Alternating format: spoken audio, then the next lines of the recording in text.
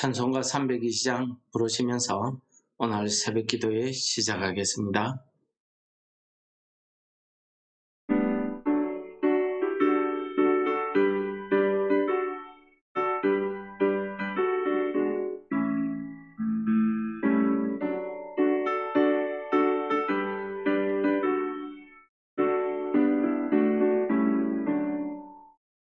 내 주 하나님 넓고 큰 은혜는 저 큰 바다보다 깊다. 너도 다 주를 길러 깊은 대로 저 한가운데 가보라. 언덕을 따라서 창가에 배 띄워 내 주 예수 은혜의 바다로 내 맘 건져가라. 왜 너 인생은 언제나 거기서 저 큰 많은 물결 보고 그 밑 모르는 깊은 바닷속을 한 번 헤아려 왔구나. 언덕을 따라서 창가에 배 띄워 내 주 예수 은혜의 바다로 내 맘 건져가라. 많은 사람이 얕은 물가에서 저 큰 바다 가려다가 찰싹거리는 작은 파도 보고 마음 약하여 못 가네. 언덕을 따라서 창가에 배 띄워 내 주 예수 은혜의 바다로 내 맘 건져가라. 자 곧 가거라 이제 곧 가거라 저 큰 은혜 바다 향해. 자 곧 내 노를 저 깊은 데로 가라.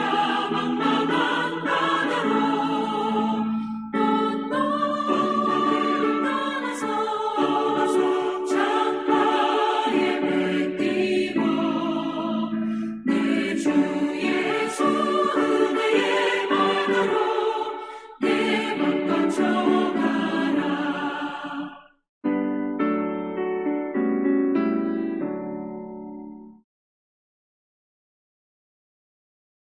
오늘 본문 말씀은 열왕기상 20장 22절에서 30절 말씀을 봉독하도록 하겠습니다.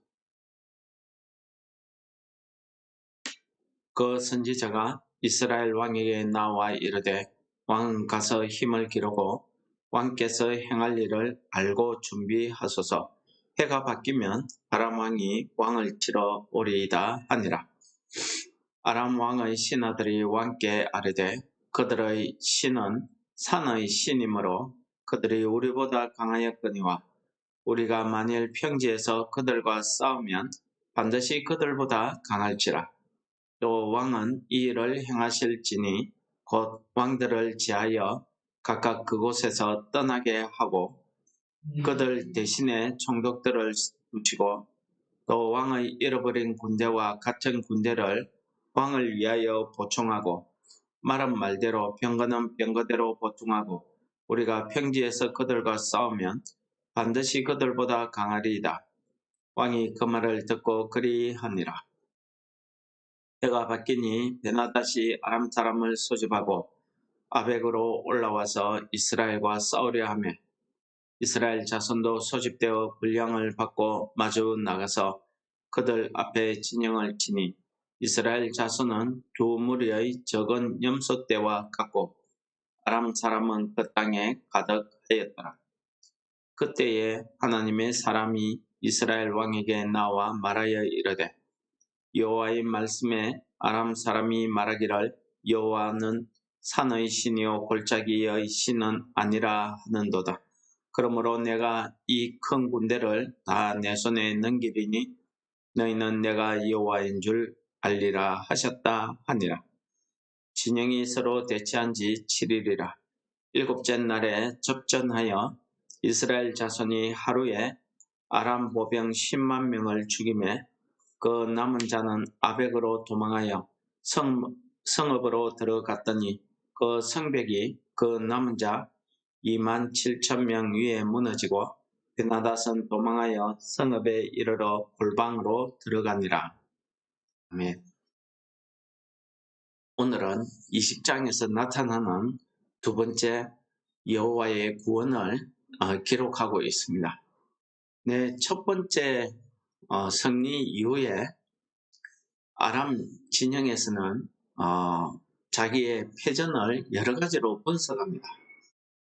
그들의 신이 산의 신이었는데 산에서 우리가 싸웠기 때문에 졌다 이렇게 평가를 하고, 만약에 우리가 평지에서 싸우게 되면 그들의 신은 산의 신이기 때문에 평지에서는 우리 신이 강하기 때문에 우리가 이길 수 있다 이렇게 평가를 했습니다.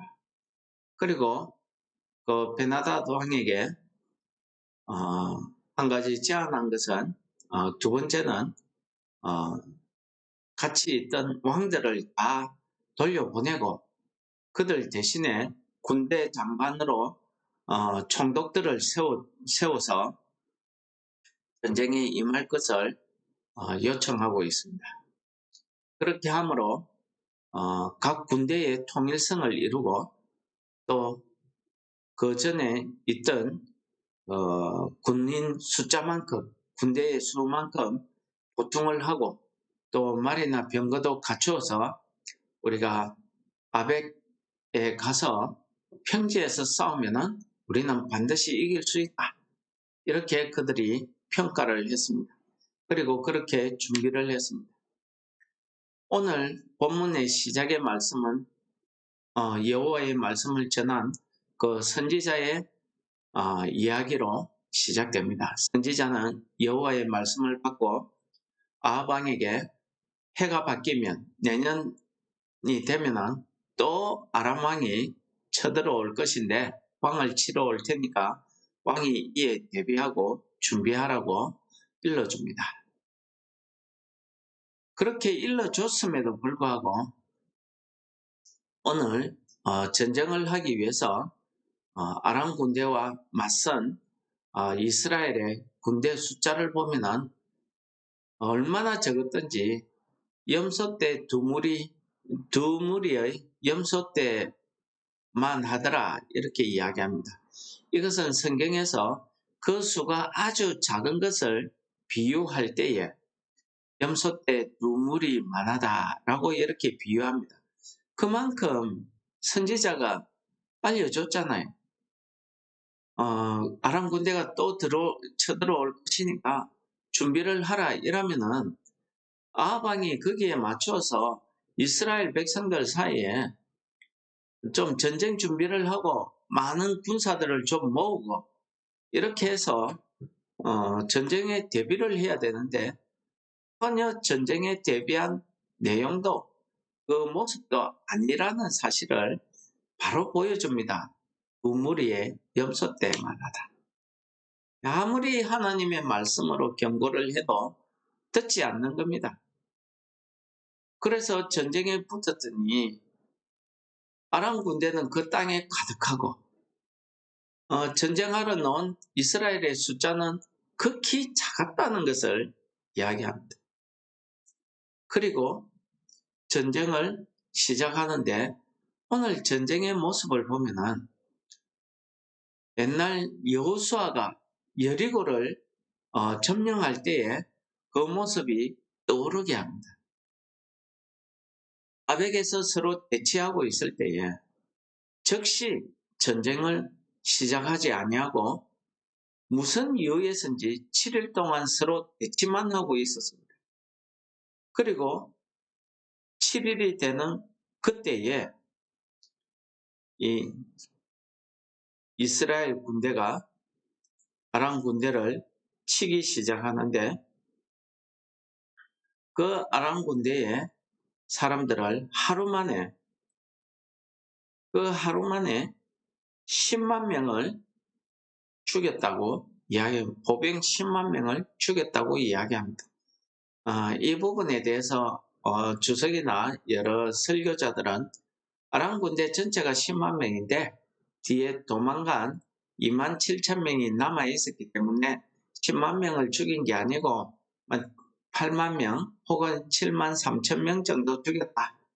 그렇게 이야기하는데 숫자가 중요하겠습니까? 전체 숫자가 12만 7천 명이었다고 우리가 볼 수도 있는 것입니다. 그 엄청난 숫자의 군대가 그날 하루에 다 죽임을 당하고 겨우 살아남은 2만 7천 명이 자기의 진영 아벡 성읍으로 도망을 갑니다. 그런데 아벡 성읍의 벽이 무너집니다. 그래서 도망갔던 2만 7천 명의 군인들이 아벡군이 거기에서도 몰살을 당합니다. 이 부분을 읽으면서 하나님의 구원이 이 여리고성을 무너뜨릴 때에 나타났던 그 하나님의 능력이 여기에서도 나타나고 있음을 우리가 찾아볼 수 있습니다. 오늘 말씀 가운데 우리가 이해 안 되는 부분이 몇 가지 있습니다. 첫째는 하나님께서 왜 이렇게 하나님의 그 구원의 말씀을 전함에도 불구하고 그 말을 듣지도 않는 이 이스라엘 백성들을 위해서 또 한 번의 구원을 하시는가 하는 것입니다. 하나님이 선지자의 입을 통해서 내년 이맘때에 또 치러 올 테니까 준비하라 라고 했는데 오늘 실제 전쟁이 일어나고 나서 보니까 준비한 게 아무것도 없어요. 아무것도 준비하지 않았어요. 한마디로 하나님의 말씀을 무시하고 살은 거예요. 자기 마음대로 살은 거예요. 급하니까 이제 전쟁이 나고 급하니까 선지자의 말을 듣고 우리가 어떻게 싸워야 되겠습니까? 누가 먼저 싸워야 되겠습니까? 이렇게 했던 거지. 실제 아방의 마음에는 하나님의 말씀에 대한 하나님을 믿는 그 믿음의 신앙이 전혀 없었다는 것을 우리가 알 수 있습니다. 어디 아방만 그랬겠습니까? 그 북이스라엘의 모든 백성들이 이랬었다 하는 것을 바로 보여줍니다. 하나님의 말씀을 전혀 듣지 않고 우상숭배의 길로 빠져있는 그들을 향해서 하나님이 또 한 번의 구원의 역사를 이루고 계시더라는 것입니다. 두 번째는 하나님께서 이 적은 무리의 이스라엘 군대를 통해서 하나님의 능력이 이 아람 사람들에게 드러난 거예요.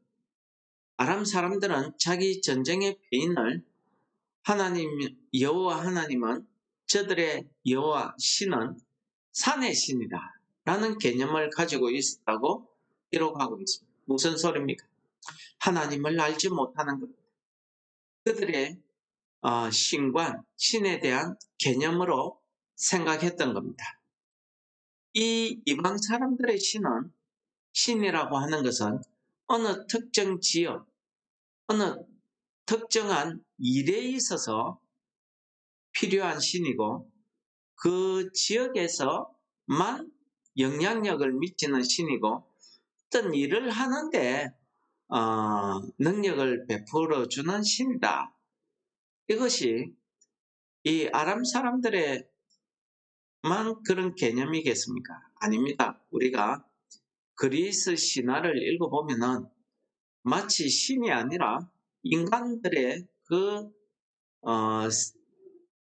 생각을 그대로 담아내고 있는 것 같은 그런 신화를 우리가 읽을 수 있습니다. 좀 능력이 좀 뛰어난 정도, 이 정도의 신의 개념을 다 가지고 있더라는 것입니다. 오늘 하나님께서는 이러한 이방 사람들, 즉 아람 군대뿐만 아니라 북이스라엘 사람들에게 있어서까지 하나님이 오늘 하시는 말씀이 있는데 이 큰 군대를 내 손에 넘기리니 너희는 내가 여호와인 줄 알리라. 바로 이 말씀입니다. 그 하나님이 어떤 분인가를 알게 하시고, 또 이 일에 하나님께서 아벡의 성벽이 무너져서 27,000명의 군사가 죽게 되는 이런 일을 보여주신 것입니다.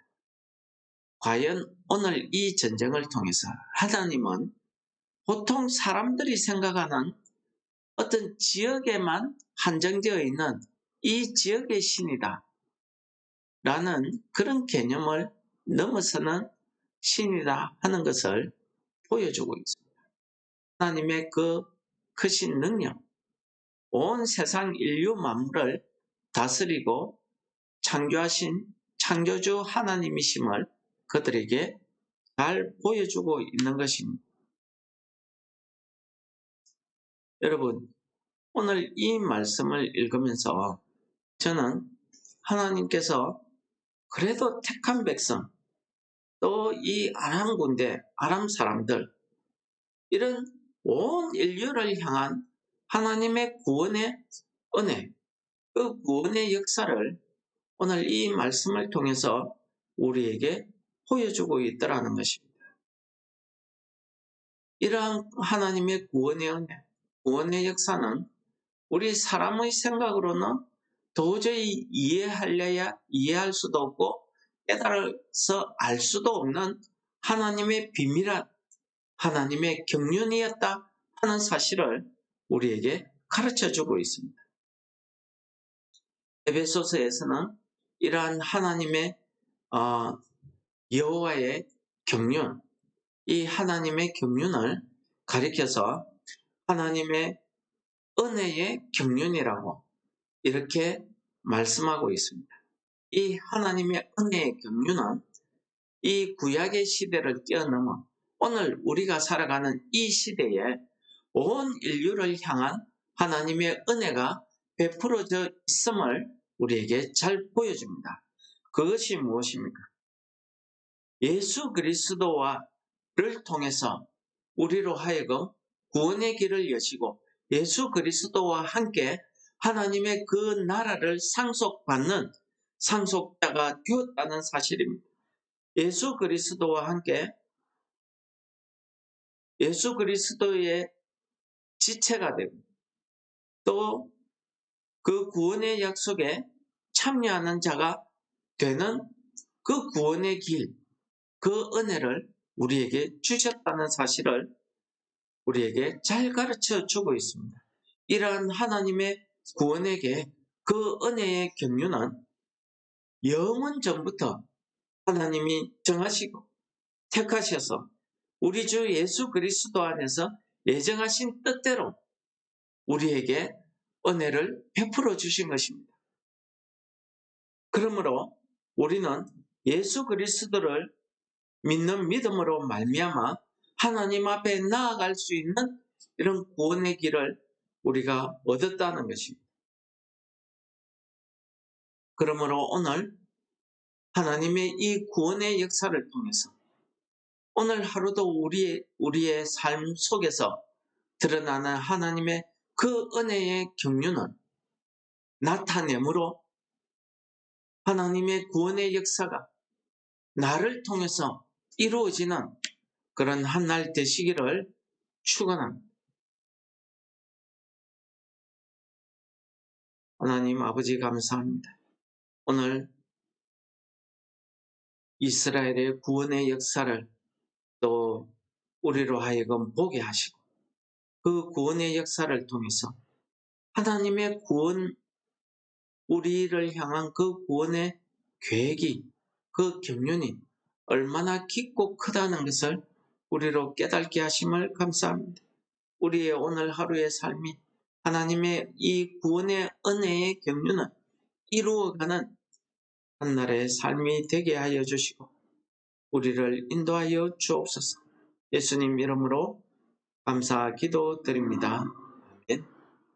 하늘에 계신 우리 아버지, 이름이 거룩히 여김을 받으시옵.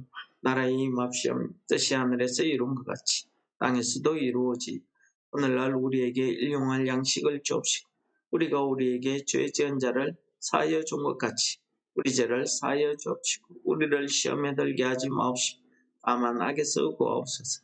내게 나라와 권세와 영광이 아버지께 영원히 싸움나이다. 아멘.